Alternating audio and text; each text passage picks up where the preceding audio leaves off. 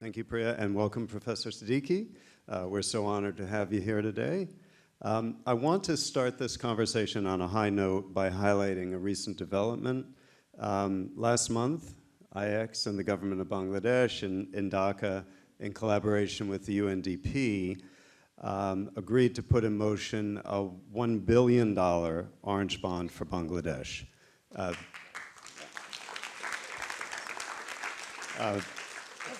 This marks a significant step aligning innovative financing with national priorities to drive transformative change.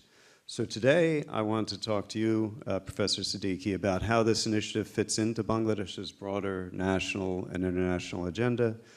As you mentioned, and as we all know, Bangladesh is emerging from a historic revolution. This provides really a unique opportunity to showcase how orange bonds can foster economic growth through gender equality and climate action while contributing meaningfully to nation building. So just to start, let's discuss this current moment in Bangladesh. Coming out of such a pivotal change and such a exciting period, what are the primary priorities for the interim government right now? Well, thank you, Rob. Is the microphone working? Hello, hello, 1, 2, 3, 4. Can you hear me now? Okay, good. Well, thank you, Rob. Priorities. So, first of all, the events that led up to the change of regime, they snowballed pretty quickly, and we've ended up in a situation that was not prepared for. So it's a rupture in the moment. And so the task, there are two immediate tasks that need to be undertaken. One is the acute situation of an uprising which has upended the decision-making structures and the institutions of government, state machinery, and governance. So you've got to bring those under control and make sure you stabilize basic things like law and order. The other is not as acute, but chronic. There's been a chronic degradation of the macroeconomic situation for probably 2 years or so, with reserves declining rapidly, the exchange rate plummeting very quickly, unpaid bills, log jams in the port, that sort of stuff. And that also needed to be taken care of. And on both those measures, I would argue that certainly compared to a range of counterfactuals that could have played out, I think we've done a reasonable job of stabilizing things. Now, together with institutional vacuum, we also have a vacuum of trust.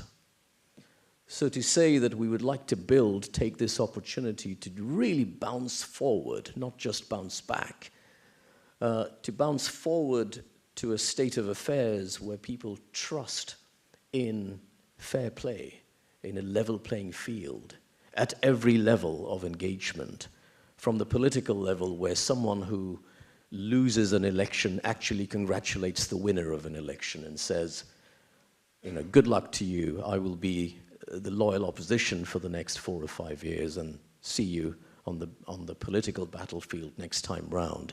That has never happened in the half a century or so in the life of Bangladesh. So all the way from that to just retail level corruption and harassment that people are used to. How do we get to that end state? And we have a very clear vision for that and a very clear work plan for that. But a prerequisite, a necessary condition, is to build up a terrain of trust and faith and a feeling of inclusion and a feeling of participation. And that is something that we're working on right now. To link it back to what I understand the Orange Forum, the Orange Movement, and Orange Bonds do is I really like the fact that A, you have clarity of vision and purpose, but so do a lot of people. And they can remain at the level of sound bites unless you give effect to how does it impact people, practically speaking. And there again, you have a lot of people who work only on impact. There's a lot of charities that do work. But the biggest gap is bridging the world of mainstream finance with the world that historically has been the world of NGOs and philanthropies and so on. And so as a very direct conduit between the two, I think it is a disciplined approach, transparent approach, and discipline and transparency and due process are hallmarks of a trust-inducing environment and hallmarks of a new social contract. And so that's why I'm quite drawn by this concept.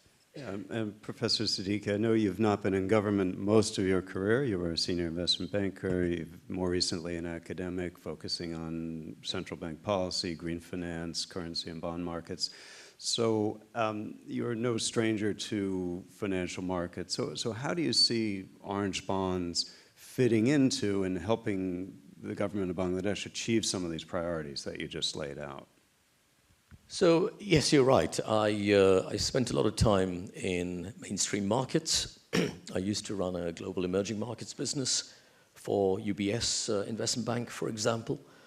And I know how hard it is to foster a new market in any asset class.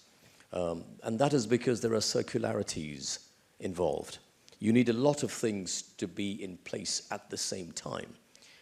You need good corporate governance, reporting, disclosures. You need transparency in how the money is received and parked and deposited and deployed and then received and returned, all of those things. It is a non-trivial task, fostering markets. It's virtually an impossible task to create a new market, which is what you guys have done, and create a new asset class from scratch.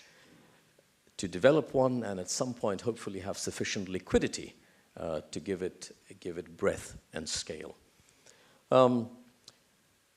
We need, as I said in my speech, to diversify the sources of funds in order to expand the envelope of funding sources available to us. And increasingly, they have to touch the commercial space, the private capital space. But we want the whole spectrum. We want grants, we want concessional financing, we want equity, we want smart blended packages, smart capital structures. We have climate resilience projects, for example, that will have a segment for loss and damage, a segment for adaptation, a segment for mitigation. You have perhaps a philanthropy tranche that will crowd in a concessional tranche, which will then crowd in a commercial tranche. So we need all of that in the spirit of crowding in. And so having a bond, first of all, that is a new experience for us to have an internationally available foreign currency related bond. That will help build operating muscle for our policymakers and operators and give us the discipline, almost a practice ground for perhaps sovereign bonds and some other types of bonds going forward.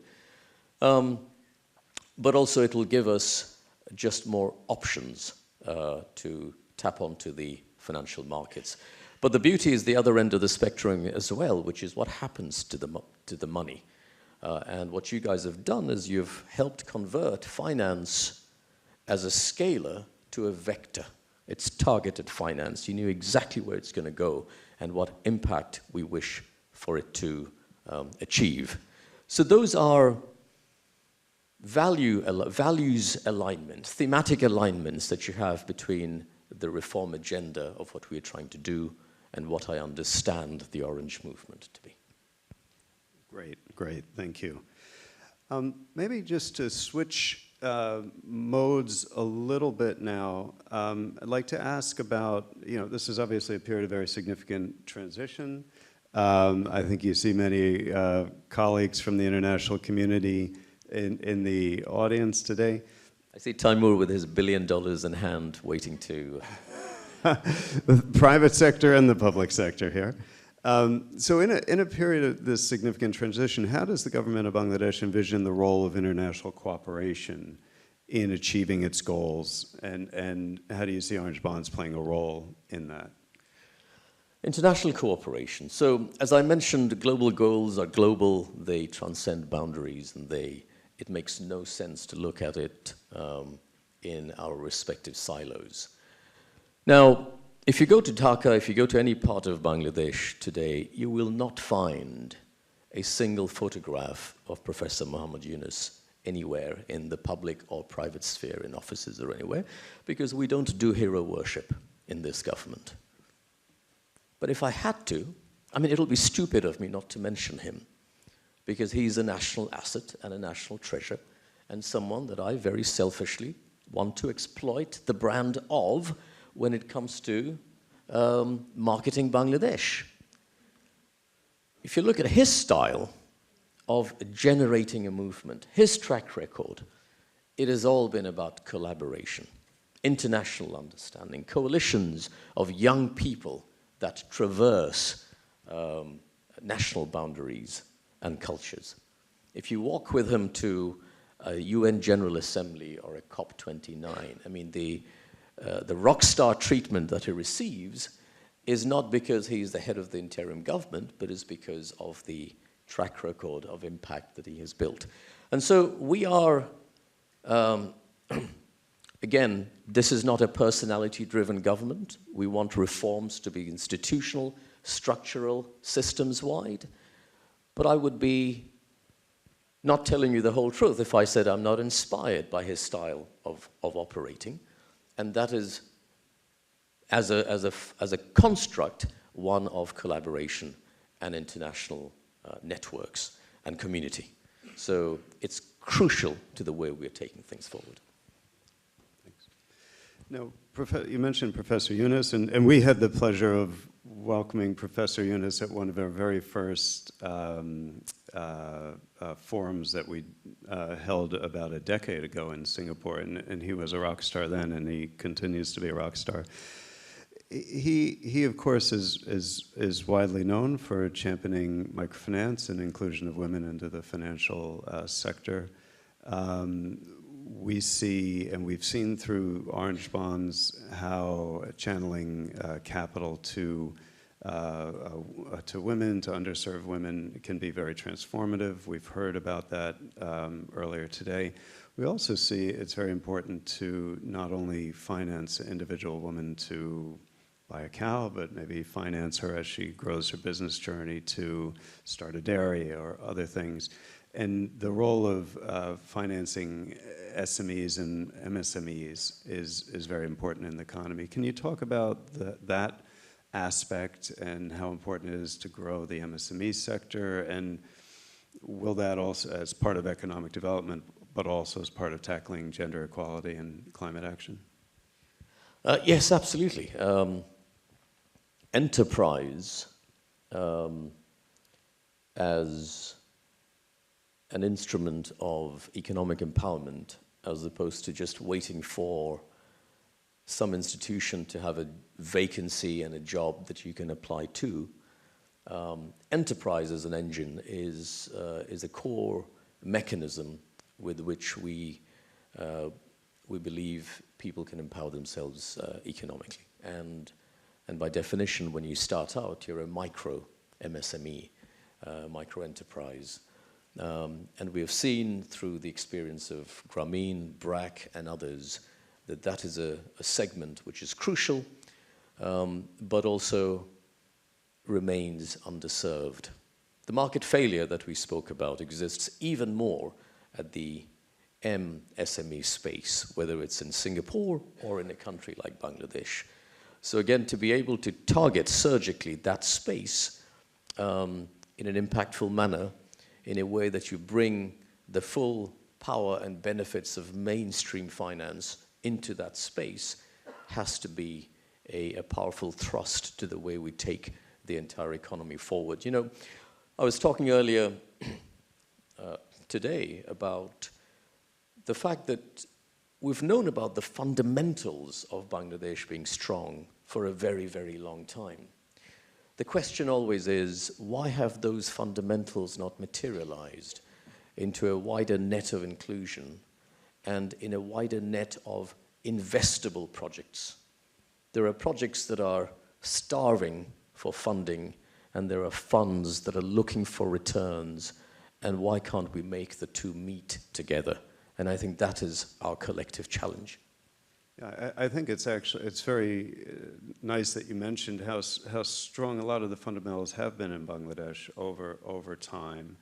And one of the things that when we talk about that and look as outsiders, we see one of the things that Bangladesh has had going for it is the strength of women in a variety of roles. Women's education, I think it leads South Asia in Bangladesh. The microfinance movement was specifically about incorporating women into the sector, and then the garment industry has given economic power to many women.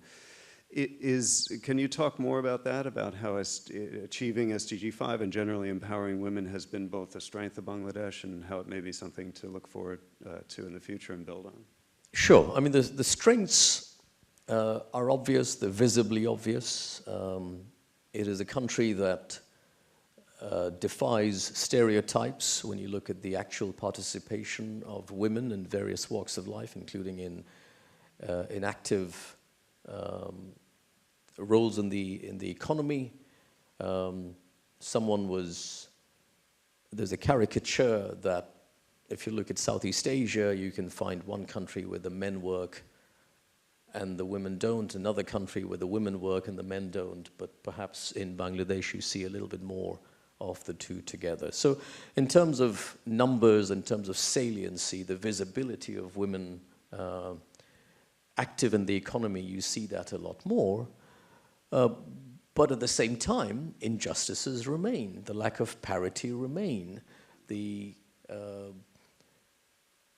treatment of workers in the ready-made garments industry, most of whom are female, are not up to par. That is why I was at the ILO in the doghouse recently, right, trying to convince them of a credible work plan on how we're going to make that better, because we have to.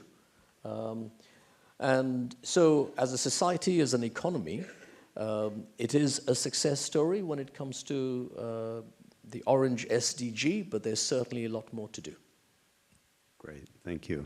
And as we reach the end of the session, I'd just like to ask you if there's anything else you'd like to share with the world leaders assembled here. Yes, well, thank you very much for giving me some time. I would just like to reiterate that Bangladesh is in an opportune moment in its history. It's a once-in-a-lifetime opportunity to really take certain steps that could put it on a very different plane to where it has been, in a durable way, in a way that is structurally that can endure long after the interim government is gone. We're only here to put in place rules of the game that are a little bit more fair and a little bit more inclusive. And to the extent that you would like to see that succeed, if you could jump in and help in any way you can, and particularly when members of the public, members of the private sector self-organize and find ways to help, those are the most impactful ones, including the initiative we see here today. So we are very grateful for all the support. We continue to ask for more support. And then if there's any information you need, please give me a call, because there is a terrain of disinformation out there. And fundamentally, we're a government of geeks and analysts. We're not politicians. We don't know how to do communication like politicians would do. So help us. If you need to learn more, come and take a look, ask us questions, engage with us. And then if you like what you see, please help spread the word around. Thank you very much. Thanks for inviting me. Great. And thank you, Professor Siddiqi. Really appreciate it.